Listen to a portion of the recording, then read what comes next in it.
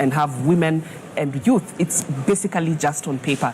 The benefits of those companies are actually not the women and youth. Those are just fronts. So we also need to ensure that actually the beneficial ownership of these companies is made up of women and youth. So there's something else that we need to do to ensure that these opportunities are really going to the people who are more deserving of them. Houghton, I wonder what your thoughts are about this gender question. I remember when you came and found me here and you were wondering whether well, I was about we're going to be a manel, yeah? No, I was about to stage a protest. It was only a manel, right? So fortunately we have two very very articulate women on the panel, as well as the three articulate, somewhat articulate men. So I think there are a number of issues. I think the political representation of women is critical, right? And it is not even a matter for debate. It is a constitutional threshold that we must meet. The fact of the matter is we're not going to meet it in this election. So I think there is a crisis coming up the other side of the election. The second issue relates to the use of public resources. And I think the point about procurement is an important one. We look forward to hearing more from the two candidates this morning. But this evening. But I think the other issue that I think is really important is making sure that we don't just have women, but we have women with a gendered agenda for this country, right? And we need men with a gendered agenda. So I think we should be asking presidential candidates who are male, what is their gendered perspective about these issues? Let me just give you three very quick ones. We learned last week 5,400 women and girls were raped in the county of Nairobi. What's the agenda to deal with that issue? We have heard that we have one of the highest teenage pregnancies, and the numbers are coming down to the 10, 11, 12-year-olds, not the preteens, not even the teenagers, but really this very fragile age group. What is our strategy for that? Must we continue to have this sense of denialism around the issue of safe abortion, comprehensive sex education? When are we going to start dealing with the realities that our children are dealing with in a way in which we are not confusing science with our morality? And I think that's the challenge that is forward on the gender issues. I think the very last one for me is this issue around gender parity, because I think we have to look at this from a really sober perspective. It is estimated that we will not achieve gender parity at these current rates until 2069. That is another 40 years from now plus, where we see women's earnings and men's earnings being similar. At the moment, there is a 23% difference between men and women. Oh, wow. Wanjiru, what can I add? You've been speaking quite a bit, but let's talk about this gender question. Yes, from a gender perspective and from an inclusion perspective, yes, I think I totally agree. And thanks so much, Irongo, for reminding us how expansive this is. And what I'll add is maybe just two quick points, is that at the county assembly level, if political parties do not achieve the gender balance, they will then do a top-up. And that top-up because the county assemblies must have a 2/3 representation.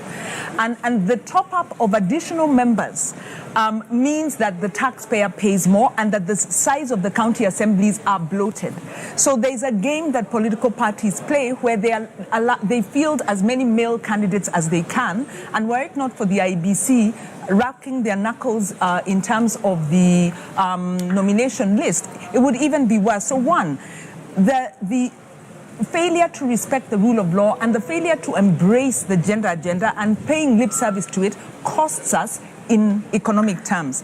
The second is we did a study on AGPO, and we found that much as you have preferential procurement for youth, women, and persons with disabilities, the thresholds, of course, are not being met by any stretch. But we also found numerous cases where women were saying they have to give sexual favors. They're being extorted in terms of sexual favors to be able to get the contracts, to be able to get the credit financing that they need.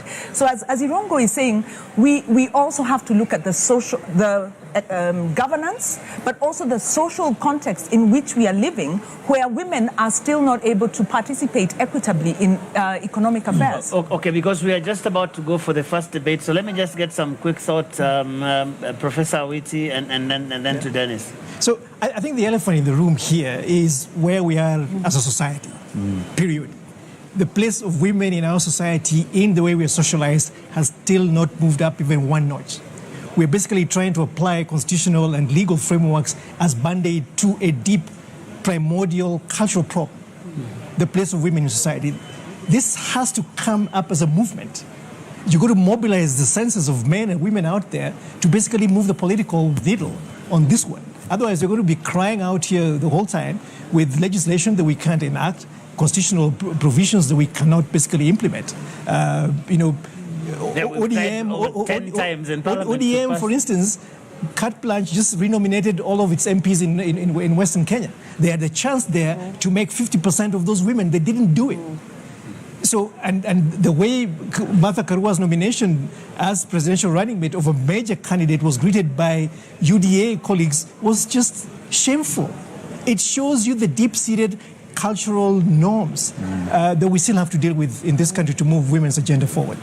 Dennis? No, I think I have nothing to add to this. I'll just say a discussion on gender, just like many of the discussions, we have two Kenyas. We have Kenya on paper, which is the constitution. Then we have Kenya qua ground, which is reality, which is what Alex is saying. And that's it. Okay. We haven't found a way to reconcile them. And I think we're stuck there. Okay, so all the ladies and gentlemen on this table, before we go for the debate, what's the one thing that those two gentlemen must not leave that stage without talking about? Let me start with you, Houghton. No, I would like to address gender. Let's go for that. Gender and women's empowerment. Yeah. Culture. How do we move from a culture, a low trust and a culture of impunity to a culture of trust, especially the political culture? Trust. Yes. What break it down. How do we in the BBI they called it the national ethos. I didn't like that term, but we have a culture where corruption is seen to pay. And a study actually done by Aga Khan University in 2015 is still relevant today because the youth don't mind how, I think Kenyans, by any means necessary, you have to make money. We become consumerist, we don't uphold values. So how do we switch that culture? We have enough laws. Okay, let's go to Sheila. Integrity for me, because if you're not going to be able to meet all your goals and objectives in your manifesto if you don't look at the software. And that's really our values as a country, the values of the people that you are going to appoint in government, the values of the people around you. That's one question I have, because even for the main the so-called leading candidates, my question, as they keep on telling us and giving us solutions to corruption, but for me the first problem I see is that they're surrounded by people who have been accused of corruption, some who are even in court, and have been charged with corruption. And so my question therein is, how much do you care about integrity and the values that are so well articulated in Article 10 of our Constitution if you're going to not really consider this as you look at, appointing and propping up people who are going to be part of your campaign and possibly part of your government? Professor Oti? Mine is two issues. One is public institutions. Strengthening accountability of public institutions to the public. They should not leave that stage without talking about how they're going to address that. Because the erosion of the efficacy of public institutions is the reason why we're here today as a country. Where we're now talking about, say, Mwaure should not say that he wants to bring in asset recovery into his office. Let's strengthen public institutions in the places where they are and not reconsolidate power in the office of president. The second one is public debt. But right now we have a lot of independent institutions that are not working. Well, how are they going to strengthen them? They should focus on strengthening existing public institutions. Public debt now constitutes about 68% of public liability, 68% of GDP. We need to get Dennis one thing, then we just go. No, mine very quick, since we've all said this. Balancing the budget. Balancing the budget. Okay, let's balance the time here as well, because right now we are taking that break that will lead us into the first debate of the evening. That is a debate between the Agano presidential candidate David Wahiga Mwaure and the Roots presidential candidate Professor George Wajakoya.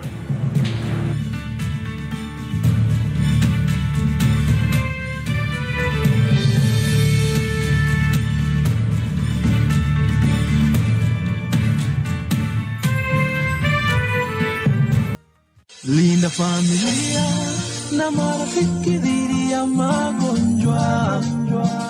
The UHC coverage journey is on. NHIF is working under the guidance of the Ministry of Health in the UHC Step Up, which presents an opportunity to secure Kenyans access to quality health services without suffering financial hardship. So take the bold step today and safeguard your families by enrolling to NHIF to ensure health for all.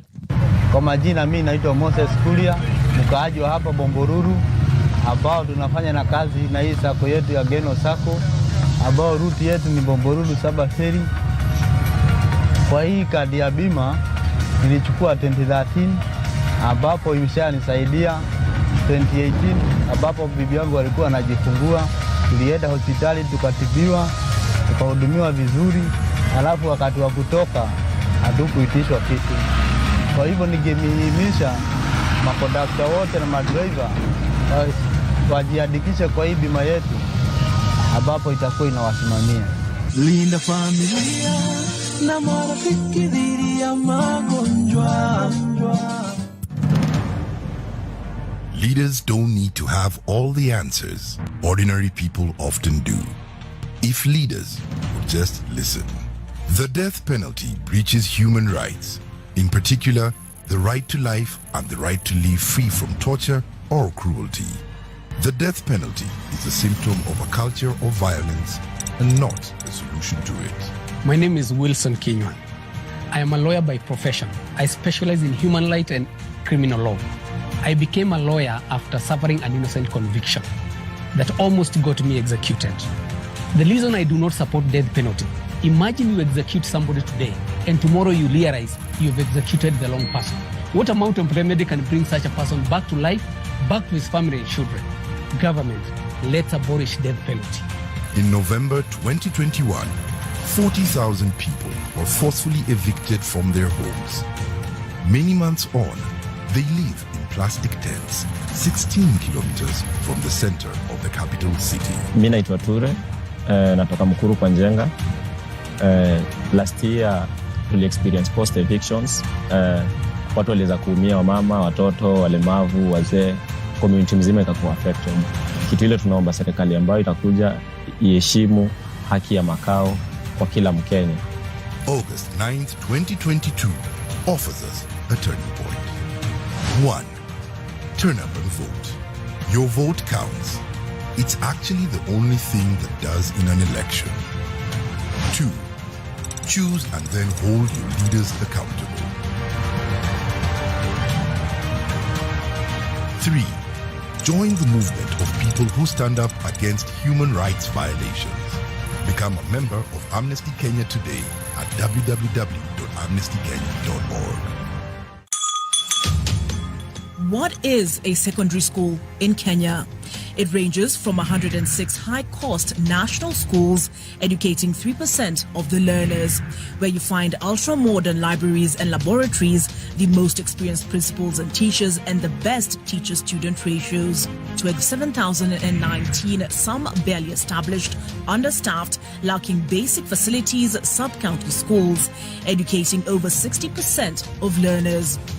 Given that KCSE is the most consequential examination in our education system, isn't it fair that we level the ground for all learners to excel by narrowing the capacity gaps between the worst and best schools to deliver quality education? Usawa Agenda calls for a sub-county schools upgrading program and a change from the capitation model to enable small schools to grow. Without these, SDG 4 is a false promise to most Kenyan children. My MYKE experience can be summarized in a nutshell as one of transformation. I think once I joined this campus, I didn't have a vision of where I wanted to be. I didn't know who I was and what I wanted to do with my life. And I feel like the environment and the people who've mentored me along the way have enabled me to find out who I am and have helped me figure out where I want to go in this life. They have a good quality education, which I 100% vouch for.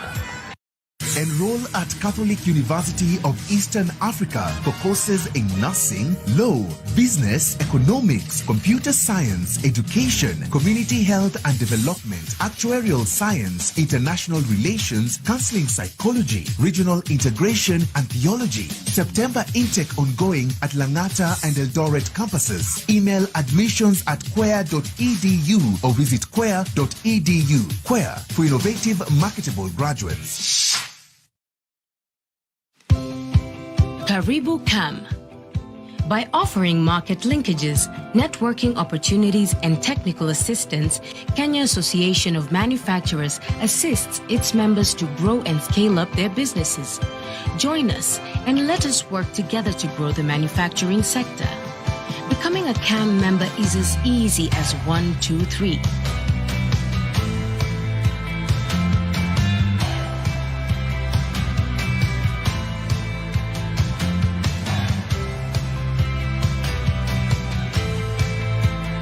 Kenya Association of Manufacturers, driving global competitiveness. Check it. Let's talk about banking. Or let's talk about dreams and goals. Your dreams, your goals.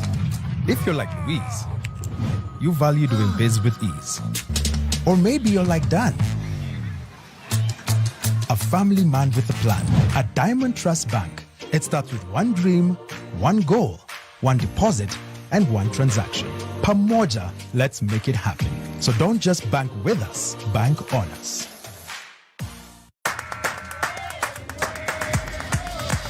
Najivunia sana kwa Mkenya kwa sababu ni nchi ya amani. Naweza tembea Kenya yote bila kusumbuliwa. Kenya is one country that is most admired because of marathon runners. Our culture is one of the best in the world. Nashukuru kwa sababu ya demokrasia tulionayo. Kenya ni nchi bora, yani yapendeza tu.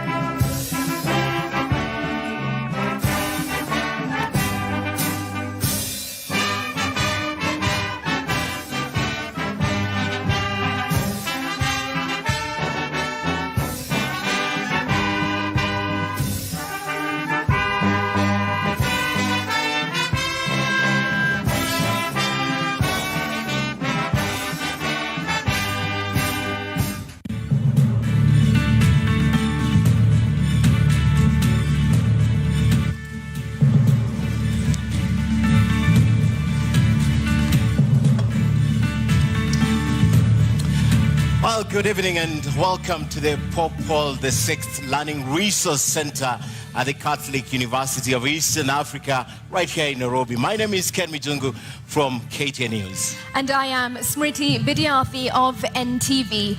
Welcome to the first of two presidential debates between the four presidential candidates cleared to run for president in the forthcoming election. This is the fifth of 6 national televised debates organized through a joint media presidential debates initiative, bringing together literally the entire Kenyan media fraternity. That's right, and the candidates participating in this debate have agreed to the rules and guidelines requiring them to conduct themselves with utmost decorum, address each other with respect, and extend honor to viewers watching this debate live across all Kenya's broadcast media platforms. The candidates in the debate have also agreed to observe the highest standard of ethics in their conduct on the debate platform. The candidates are not permitted to carry or refer to their mobile phones or to wear any listening devices, including earphones. A medically recommended hearing aid is exempted from this rule, but luckily we have confirmed that none of the candidates is on a hearing aid. And once again, ethics and guidelines also remind the candidates that they shall not carry to the debate platform any written material, whether books or journals, manifestos or articles, including even handwritten notes. Now, each candidate will have 2 minutes to make an opening statement, 2 minutes to answer a question, and 60 seconds for a rebuttal. The topics have carefully been selected after a thorough assessment of the state of our nation and the sentiments of the regular Kenyan voters in various parts of the country. And in line with the debate rules and best practices. Now, the questions we shall be asking tonight have not been shared with any of the campaign teams.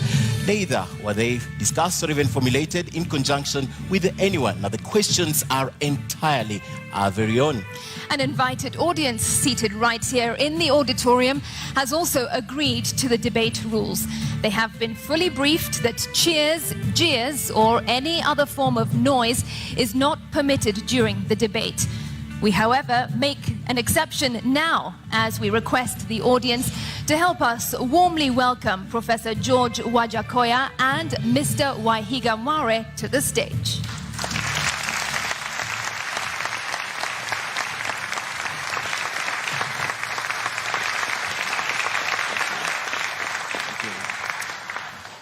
Thank you so much, and from the outset, we'd like to state that Professor George Wajakoya was in the vicinity of the debate auditorium, and he could also be around, but he has elected not to participate in this debate tonight. But the show must go on. That's right. Welcome, Mr. Wahiga, to this debate. Thank you for honoring your invitation. You have 2 minutes to make your opening statement.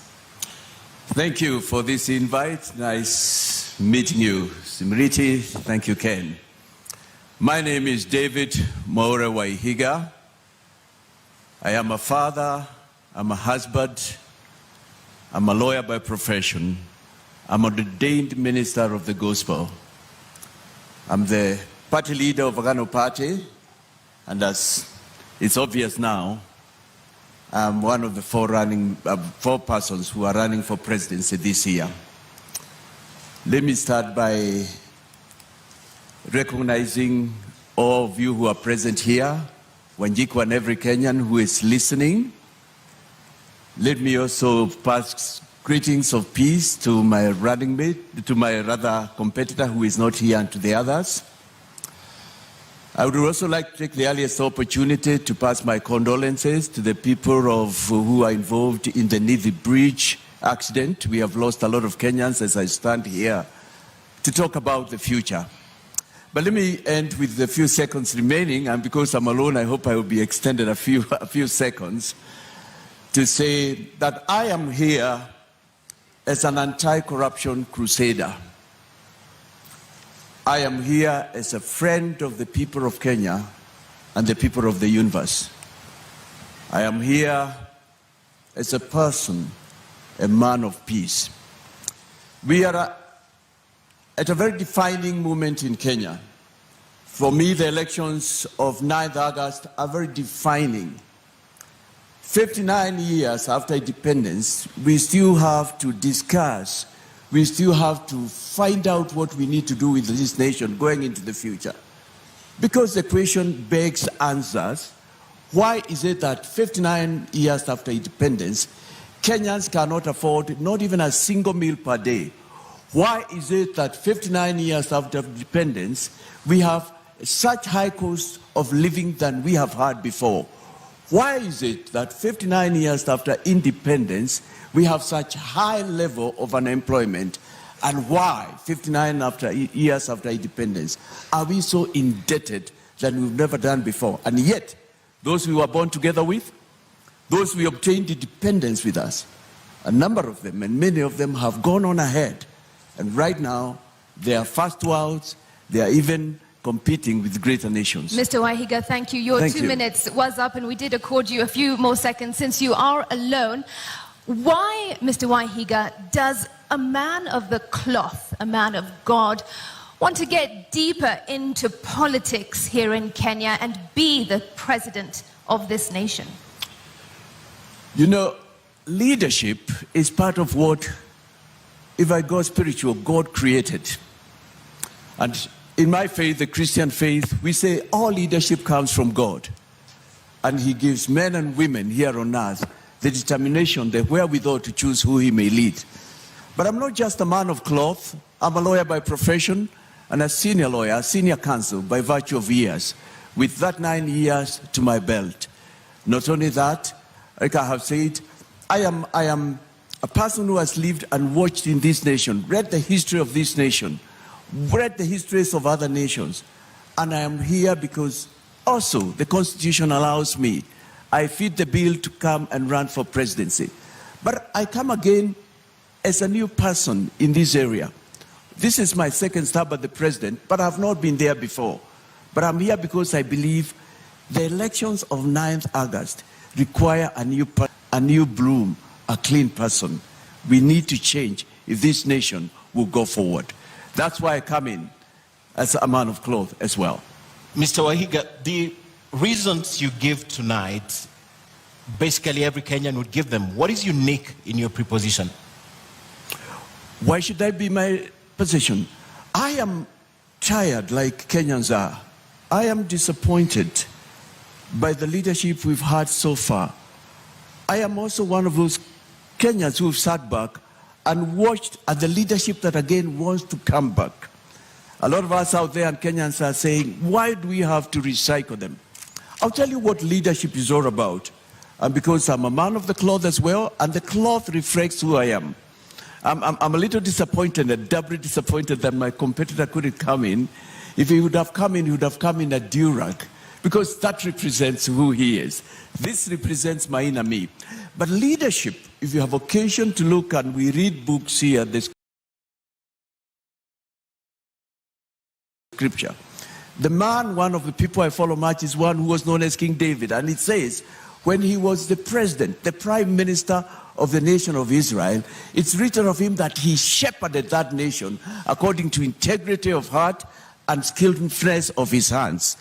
Leadership is about taking care, providing, making a way.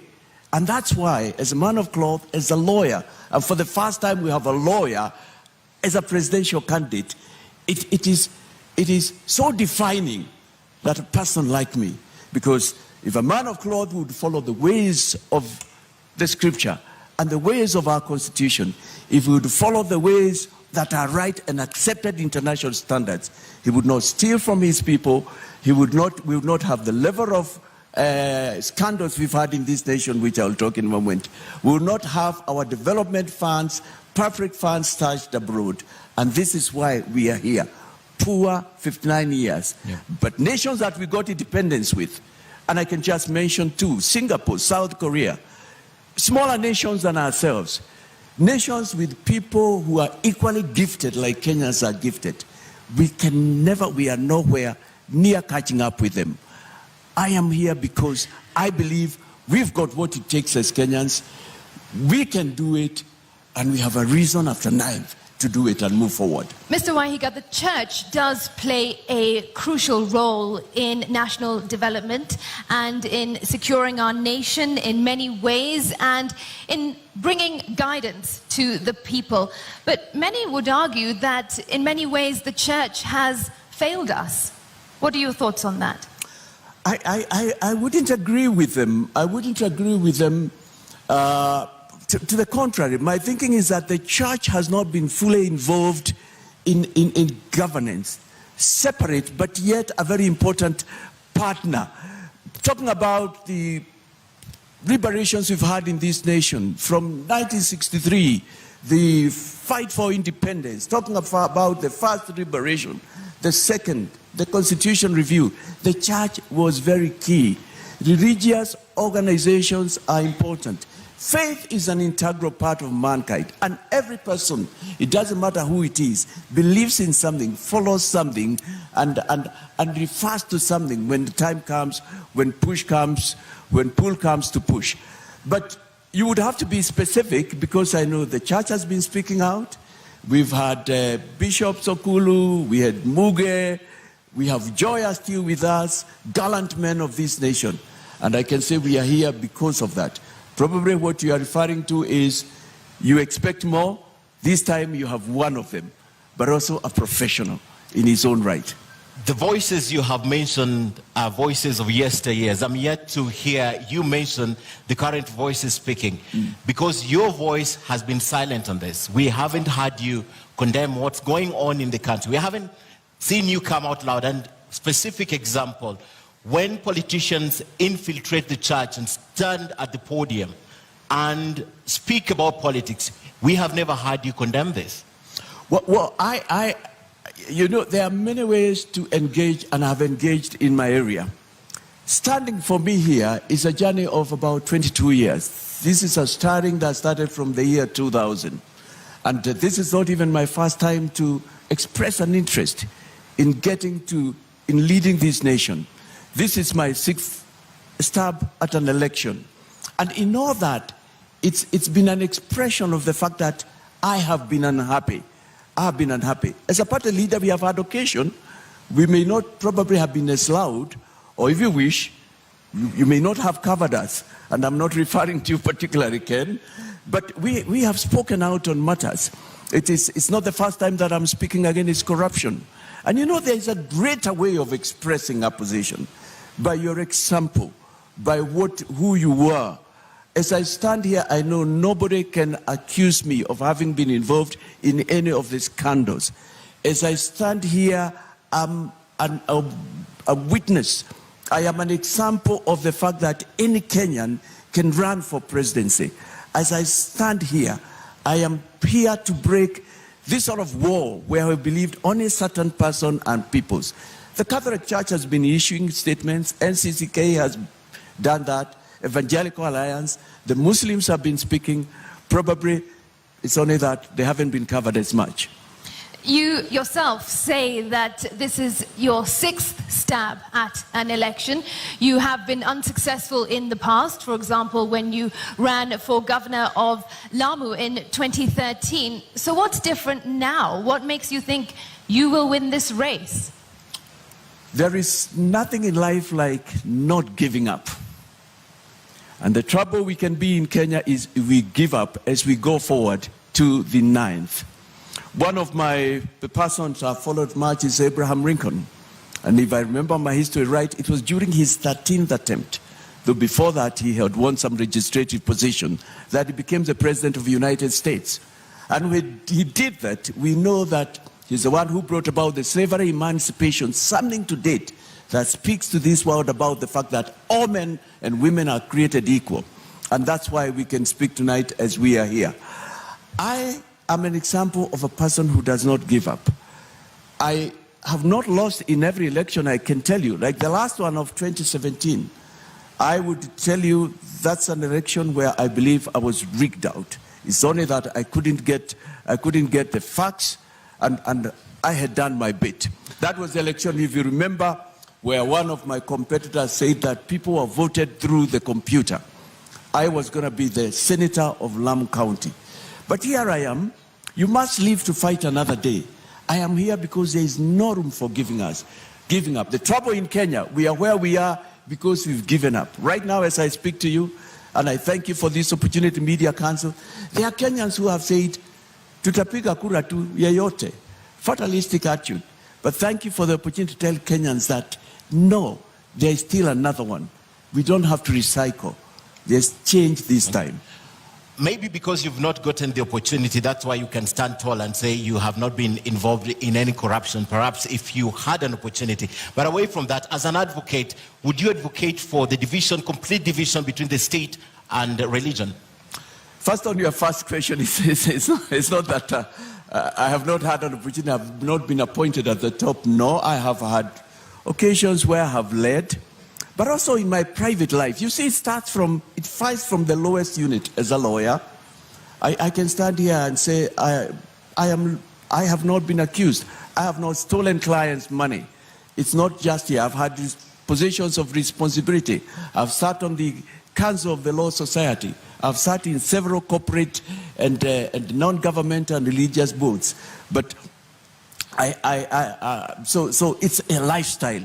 It's a lifestyle that I'm in. But coming to your question, would I advocate? I think it's important that state and region be separated. And by that, I think we need to define what that means.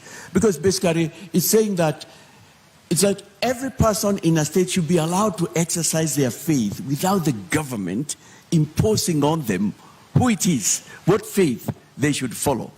And that's where the whole principle about state and religion comes from. But also, religious organizations have a very important part to play in the nation. They teach about better ways of living, morals. They bring governments to book. They call out when things are not going right. I do not know of any religion that condones corruption, stealing from the poor, taking money from the sick. You know, I do not know of any religion that talks about fighting, hating your neighbor. I know every religion advocates for the golden rule: love your neighbor, peace, and they are an important component. And in a Ghana government, in a Mwaure Wahiga government, religious leaders will play a very pivotal role. To the extent I believe, in my government, they'll even sit in cabinet. In my government, when they perform civic duties, which they do, they should even be remunerated because they are helping the government. They are rendering a service. Mr. Mwaure, the question is, would you want this taken out of the Constitution completely? 32 guarantees this. You're talking to us what exists in the Constitution. Right. What is your view? Would you want it taken off completely, or you still want it to be under the control of the state? Come again. You need to repeat that question. Let me get you right, Ken. The question is, what you're telling us tonight is what is entrenched in the Constitution. Right. My question is, as an advocate, would you want 32(1) to be expunged completely so that it's not guaranteed in the Constitution? No, not at all, not at all. The freedom of worship and the separateness of the state and government, those are key. Standing here as a man of color, I'm probably speaking to a person who thinks, now my faith has no place in future. But standing here in who I am inside is a representation of the fact that I'll take care of everybody.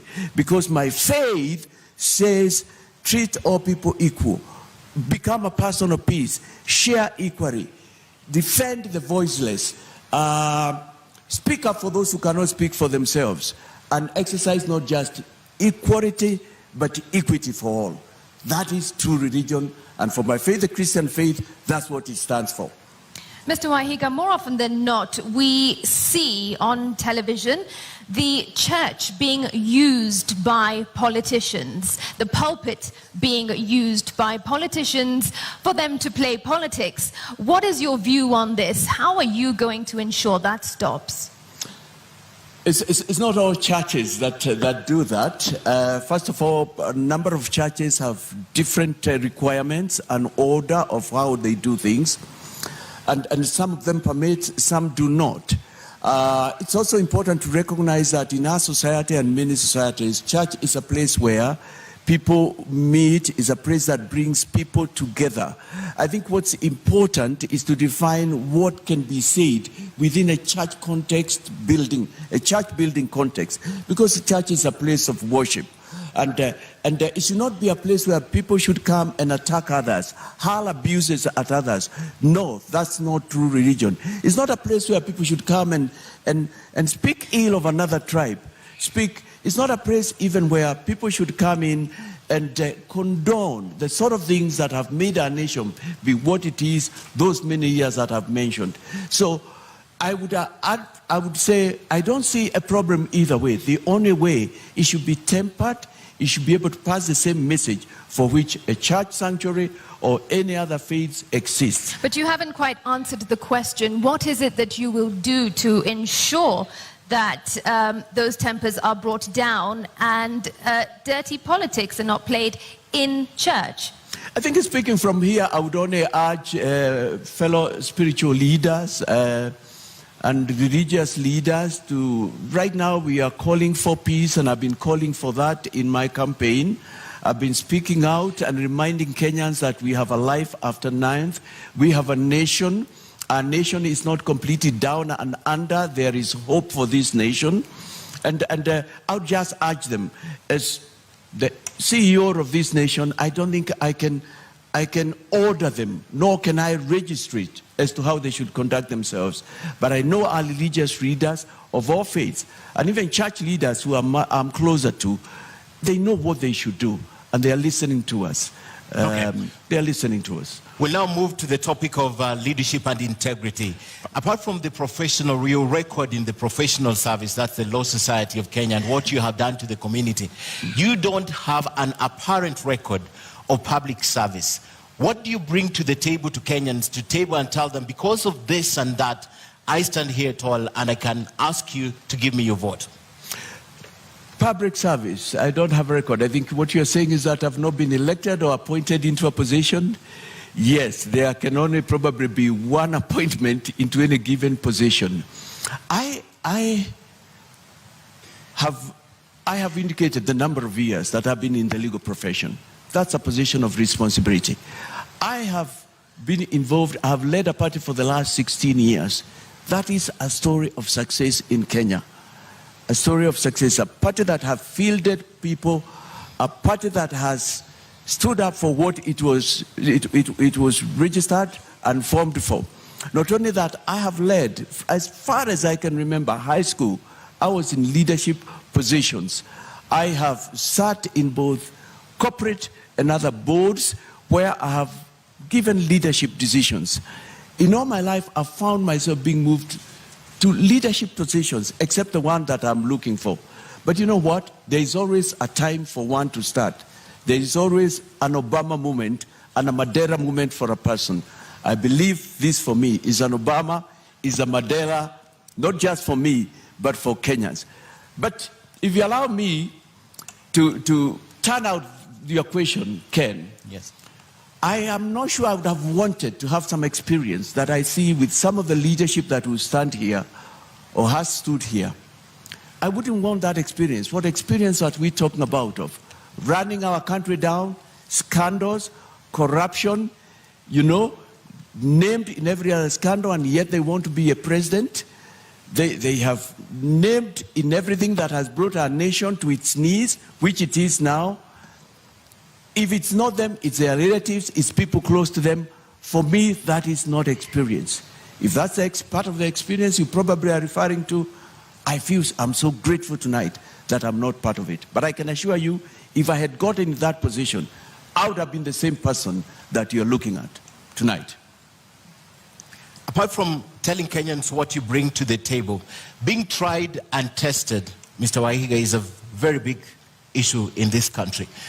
I want you to look at your opponents who are not there tonight and tell Kenyans why you, why not Kenya Kwanza, why not Azimio, and why not Roots in terms of integrity.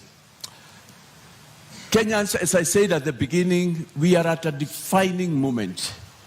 The elections of 9th August are pretty defining for the reasons I said before. High cost of living that we have never had before, high cost of food prices, such high employment as we've never had before, such high debt, foreign debt, not to mention the internal debt that we have. A lot of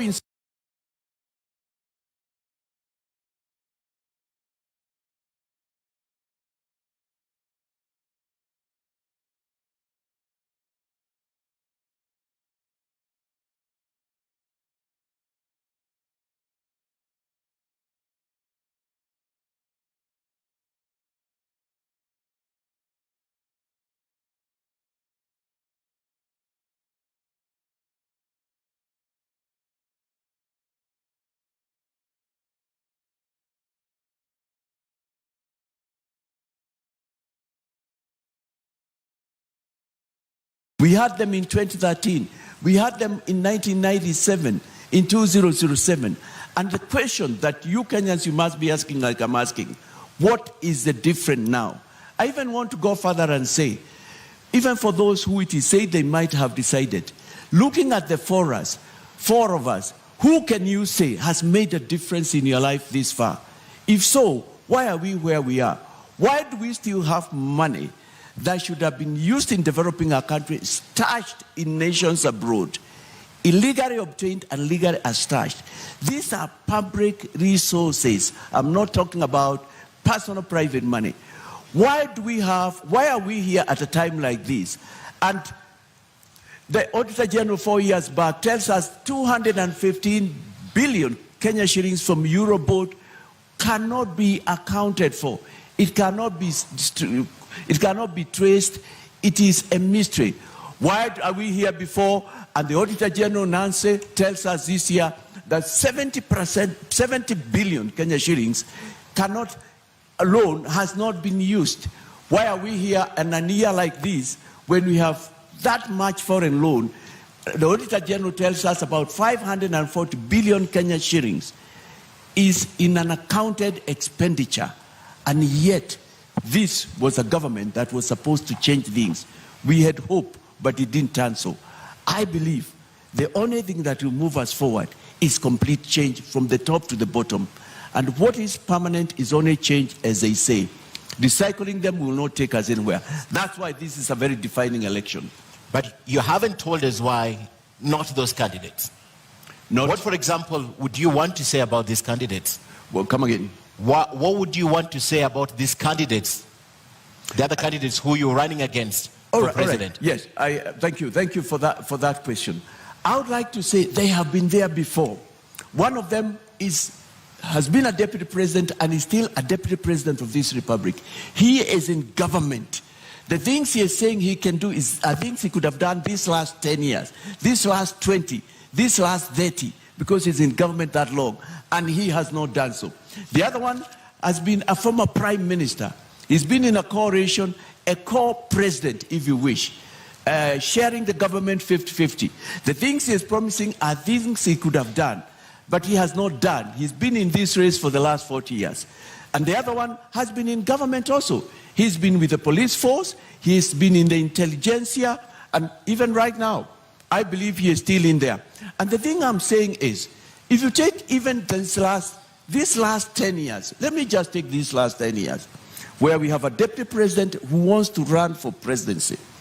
This year, my team and I have counted these last 10 years, not less than 22 scandals that have taken place in broad daylight. And those are the ones that have been reported. There are others we are told are secret agreements about contracts to make roads that we don't know what they say. If you go to the former coalition government, where we had one of my competitors has been a co-president, a prime minister. We have counted about 12 scandals, and they have been there. They were even there in the Mwaure regime. And the final one, you've worked in government, you've traveled across the world, you must know something about our funds which are stashed abroad there. You are in the intelligentsia, you have served, you never retire from that. They don't fit the bill. They are not helping Kenyans. Okay. They are not taking what the issues are.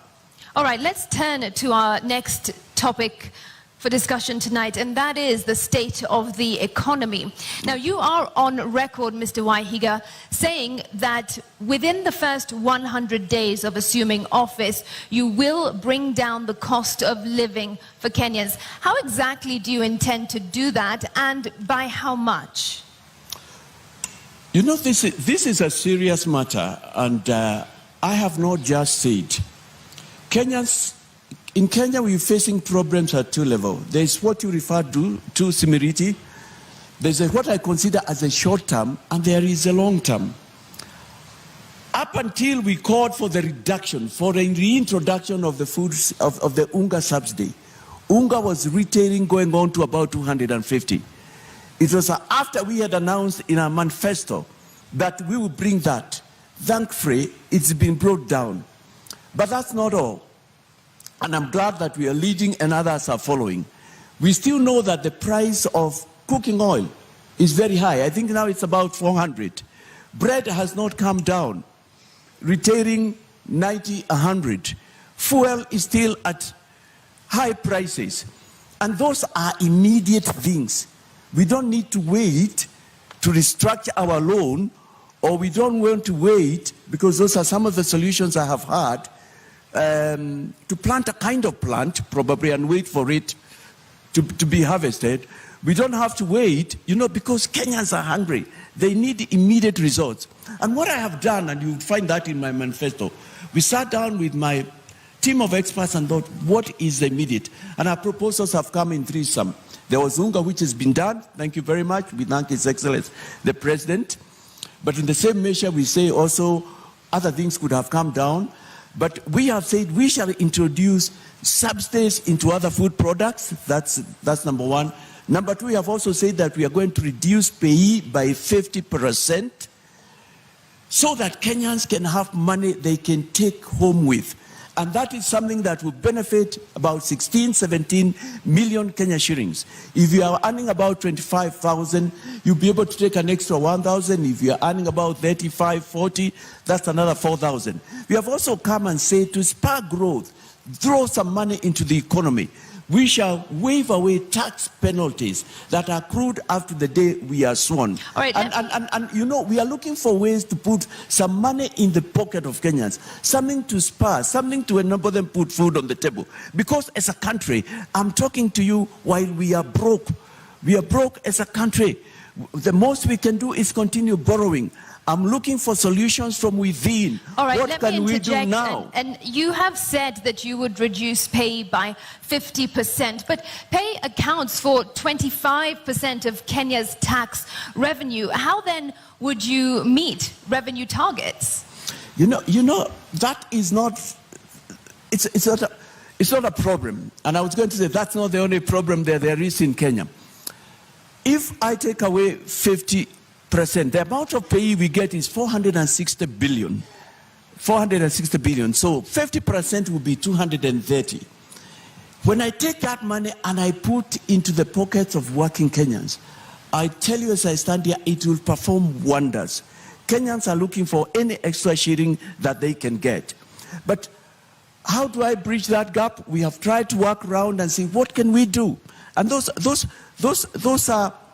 are short-term measures because Kenyans have to survive.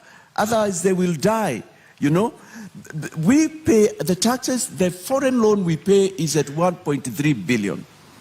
And we have sat down and said, if we can persuade our friends, and Kenya has many friends, I'm glad they are represented even here by the foreign embassies and diplomats who are here, and tell them, why don't you just accept a repayment of 1 trillion instead of 1.3? That will bring about 300 billion we can bring back to bridge in the gap, and we are positive that it will be able to do that. But also the 260 billion that we put in Kenyans' pockets. Kenyans are industrious. Kenyans have goodwill from within. Kenyans are hardworking. And this is a nation that can get money, has had money, and will get money under a new government. The 260 billion, we see it bringing returns because it will go in people starting small businesses. People will be able to start their kiosks or do something else or start what we call side hustles. What Kenyans need is just a little money and they can be able to move forward. The other thing we have thought about is spread the tax base. That's something we are looking into immediately now in office. But I need to talk to you about corruption and the money that's stashed abroad. We're coming to that. Yeah, we go to that. But before we talk about that, you're running for president, and you understand also as an advocate of the High Court, right, that for you to change some of these regulations, you will need Parliament. You give a time frame of about 100 days. Is it possible that you can get these legislations through Parliament in the period you're giving us? Or they're interim and just campaign rhetorics that you're using? To bring food subsidies to zero rate all foods and all that, I will not need Parliament. No, for example, changing the pay as you earn, cutting it by 50%. I'll let for that. I'll tell you what. Yes. The parliamentarians who are coming in, the MCAs, understand the problems I'm talking about. They too are tired. I see goodwill will come forth. I am talking about something that every Kenyan would want to see happen. 59 years after independence, we can't continue being a nation of begging, family bowls being held up like we have seen this year. We should be self-sufficient in terms of food, water. I mean, people should not go without medicine. That's what I'm talking about. So, I mean, you know what, Ken? There is no shortcut. There is no shortcut. Because I've looked at the manifestos of my other friends, my other competitors, I'm even the one coming with something close to realism, something close to practical. And I believe we'll find ways where I have to use executive orders, which exist, which are there in our constitution. I will apply them. We are in an emergency. We are in a time of war. This time calls for leadership. In your view, what is the biggest challenge to our economy? Is it we don't manufacture enough, we don't trade enough, or is it regulations? It's neither of those. Those could be the others. It's because we steal, we cut away, we siphon money that is supposed to go into our manufacturing, money that's supposed to go into our agriculture. That's what we have specialized in the last 10 years. Money that is supposed to go into our skill building, money that is supposed to go into the health of our fellow Kenyans. And a healthy person is a productive person. That's what we do. This is a nation where Kenyans work hard, Kenyans labor, Kenyans have got quite a measure of work ethics, but they don't get reward for their labor. For instance, to date, we don't have explanations as what we did with the Euroboat loans. When you listen to me, and you listen to others who have spoken out there, they say even for the SGR, the amount we are repaying is not the money we use for that. I am here and I am borne evidence by a former minister, and allow me to mention the Honorable Joseph Nyaga, God rest his soul in eternal peace. That was in 2020 when he said it's time for us to bring our money back to develop our country. He was an angry person. He had served in the government for about 40 years. He was tired. Our money that is supposed to develop this country, move us forward, is hanging out there in nations that are willing to bring it back if only there's goodwill from my end. I am bringing goodwill. I'm saying, Kenyans, we must change. Those brothers and sisters who went ahead of us did not have two brains, Ken. They did not two heads. They don't even have a landmass. They don't have what we have, but they are great brothers and sisters. We can do it. It's time now, Kenyans, to go to where we went wrong and find out why and do it clean, have a clean start. Two things. One, what you're saying has nothing to do with growing the economy. What you're saying is the generalities. What I want to know, the role of manufacturing in growing the economy, the role of trade, and the role of regulations. And while you answer that, perhaps tell us how much money in your mind are you thinking can be brought back to the country? How much money is outside needs to be brought back to the country? I'll start with that and I'll come to what you're talking about, manufacturing, regulations and all that, because that's an important area. In the budget of 2017-2018, Henry Rotich, as he then was, the cabinet secretary, said to us that 14.6, which was rounded up to 15 trillion, was touched abroad and needed to be brought back. To date, that money has never been brought back. We've never had a report. Later, in the year 2020, the late Honorable Joseph Nyaga called again, and his was a cry, please, let's bring our money back. We develop this country.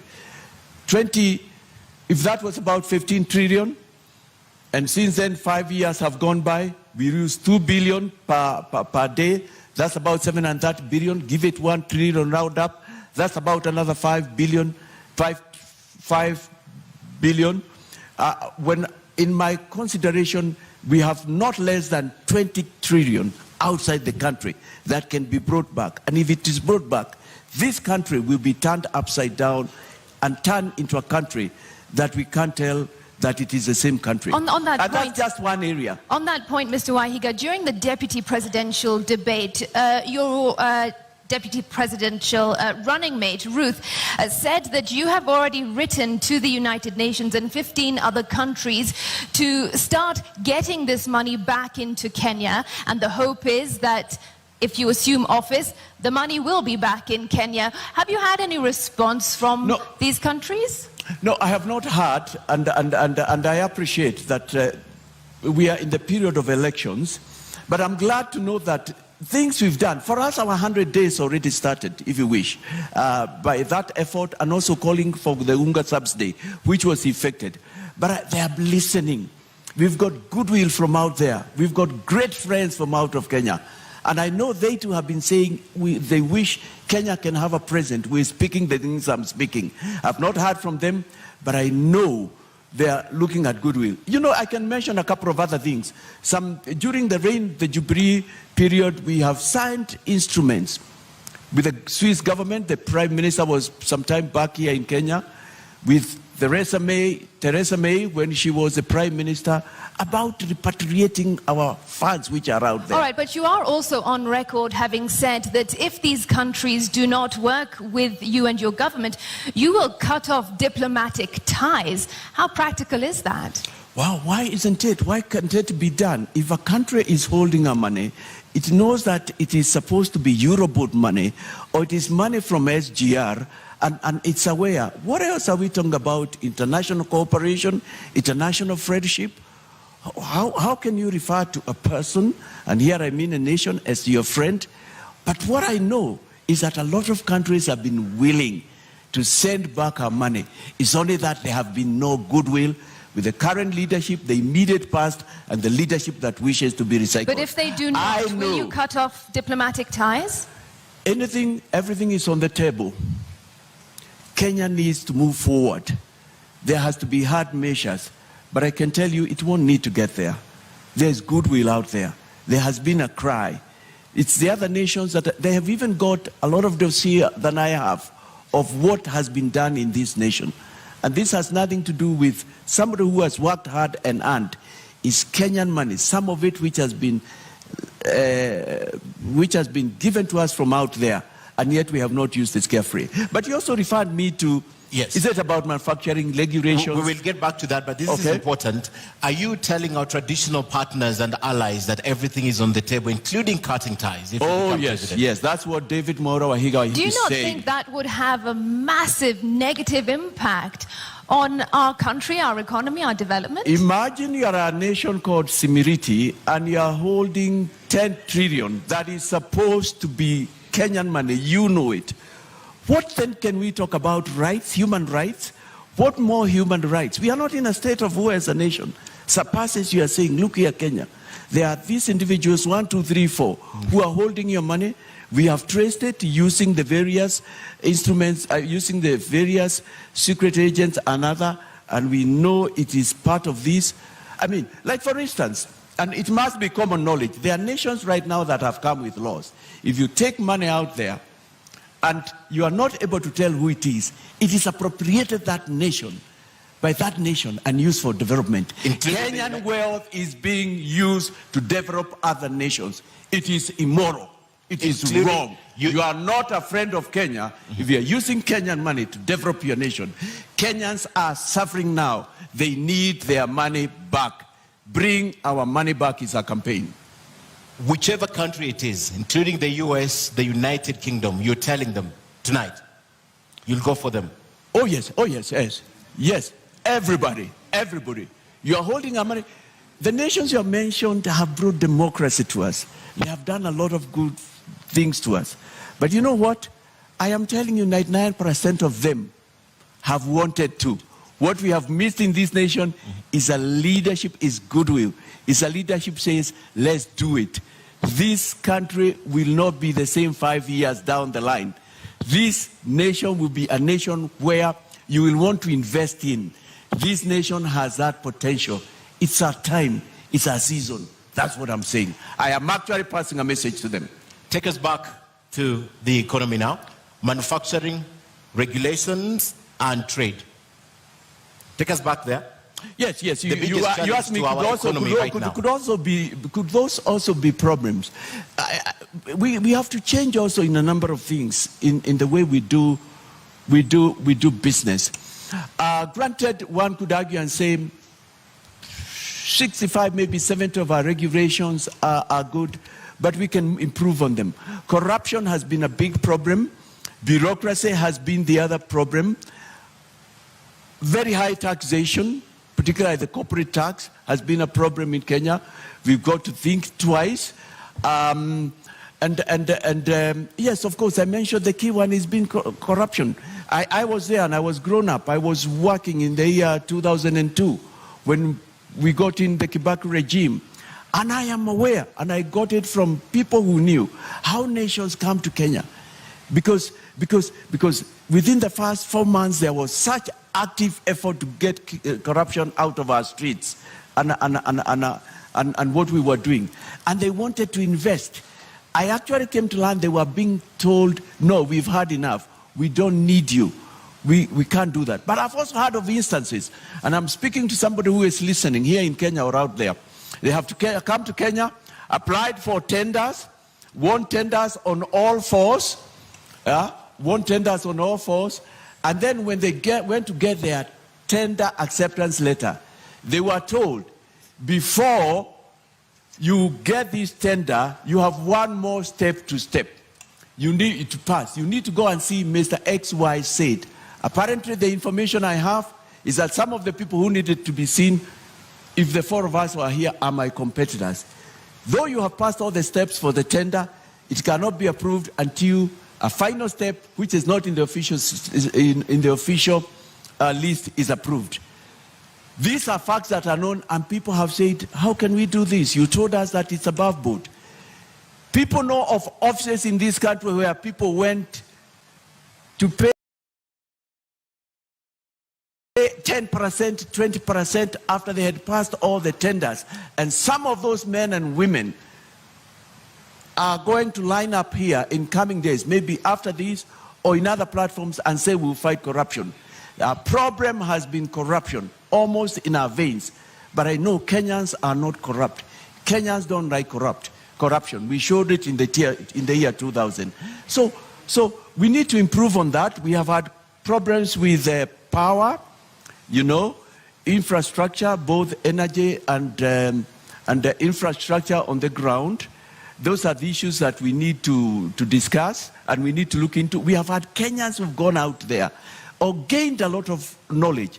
They have wanted to come to Kenya and they have wanted to set up industries, manufacturing entities, to get things going. But bureaucracy,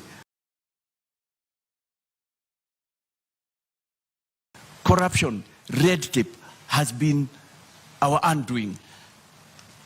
Is this the reason why you are advocating for making public all the contracts, starting with SGR, the expressway, the Lamu port, Naivasha dry port, Kisumu port? Is this the reason, part of the reason why? Part of the reason, but the other reason, Ken, is that there is no way we can also establish a truth and recovery commission. We must have a conversation and ask, why have we been this corrupt? Why have we allowed this much corruption? It's got to start there. For South Africa, it had to start there. Truth. The Truth Commission that was set up, it was a starting point and it was key. We must discuss and talk about that. But that's not all that we'll be doing in that. Actually, that will be part of it. We must still ask how much money went into the SGR.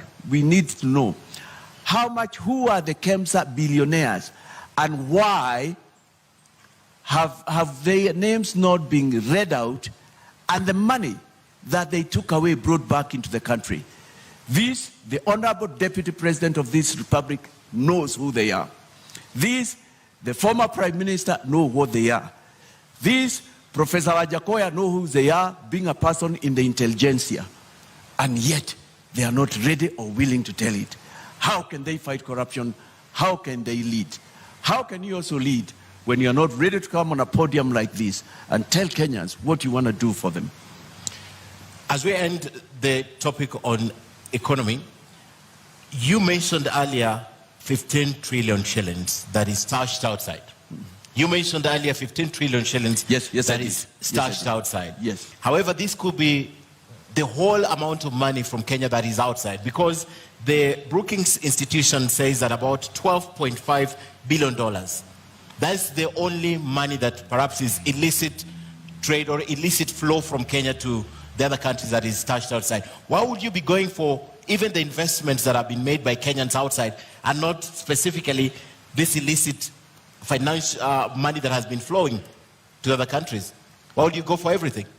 No, we go for everything, Ken.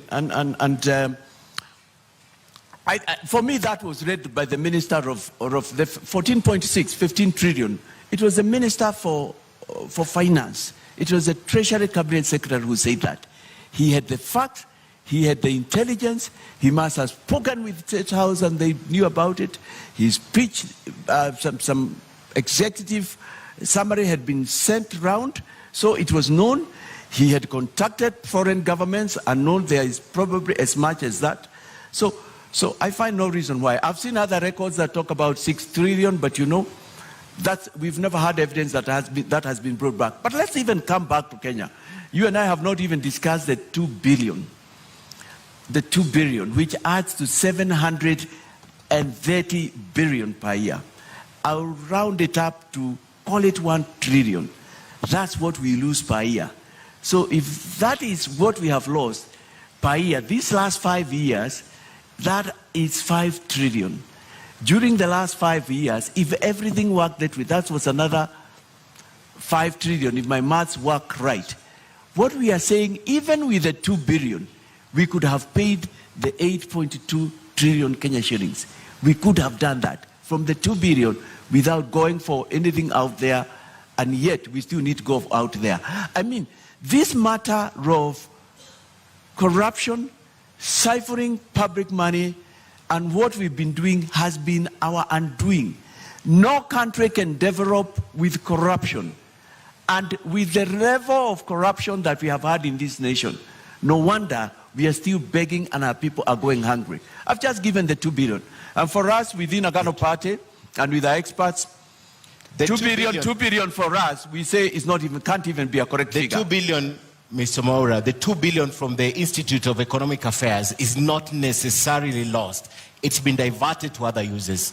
So if education was allocated 600 billion, perhaps they took a portion of it to another use, not necessarily lost. So when you do that sum totality, could you just be misleading us? Because this money was allocated to something and probably just diverted to another use and not the intended purpose. That's why we lack classrooms, for example. The president of our nation did not lie. He said 2 billion is lost. 2 billion. 2 Do you billion believe does the president now? 2 billion does not get into the economy. And later he was heard to say in matters corruption, I mean, he had tried his best. The word he used was his hands were tied. But the Institute of Economic Affairs says this money is not necessarily lost. It goes to other purposes. I mean, but why can't we see the effect? Why do we have such high cost of living? Why have Kenyans been going hungry? What are these other things? What has the Institute said? For me, I would say it's gone into people's pockets. For me, I would say part of that money would be on its way to some countries. I mean, the whole area of our financial fidelity